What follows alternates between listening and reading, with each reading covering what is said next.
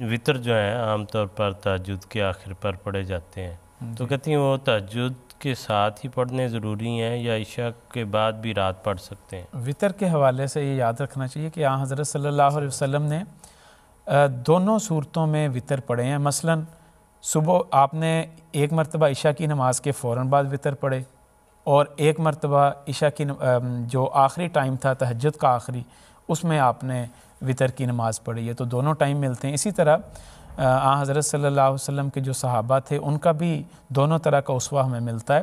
حضرت ابو بکر رضی اللہ تعالیٰ عنہ کے بارے میں ملتا ہے کہ آپ ہمیشہ وطر جو ہیں وہ عشاء کی نماز کے فوراً بعد پڑھ لیا کرتے تھے اور بعد میں تہجد پڑھا کرتے تھے۔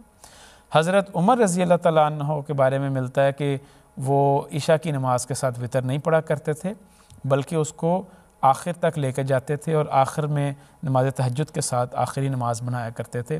تو آن حضرت صلی اللہ علیہ وسلم کو جب پتہ لگا تو آن وسلم نے دونوں کے بارے میں پسندیدگی کا اظہار فرمایا۔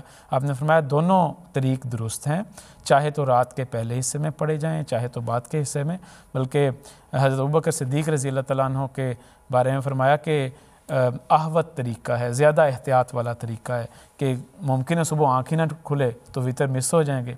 اور حضرت عمر رضی اللہ تعالیٰ عنہ کے طریقے کے بارے میں فرمایا کہ یہ قوت اخذ ھذا بالقوہ، کہ انہوں نے مضبوطی والا طریقہ اپنے مزاج کے مطابق اس طریق کو ترجیح دی ہے۔